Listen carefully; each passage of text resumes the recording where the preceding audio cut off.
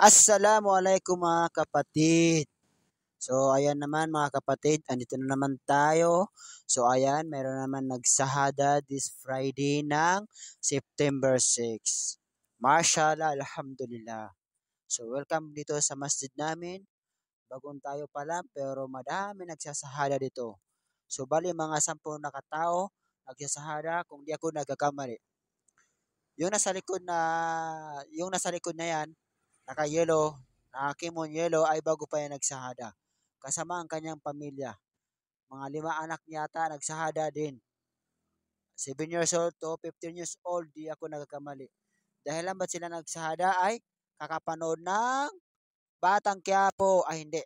Kakapanood ng mga dawa dun sa mga social media. So mga dawa, dapat natin palakasin natin pagdadawa dyan sa social media.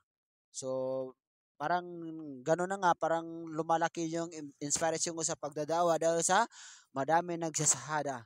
Kung minsan may nagchat-chat sa mga Facebook. Allahu Akbar, mashallah, alhamdulillah, barakallah, mashallah, alhamdulillah. So ayun, wala na akong masabi kundi mag-shoutout na lang ako sa mga baser ko na si Joyre Nanta. Yan, pinaka number 1 na baser ko, lagi nagko-comment sa video ko. Yan. Ayun yung anak ko na kumakain. Yan. So alhamdulillah, ang dami namin nagsahada dito sa masjid namin. Alhamdulillah, barakallah.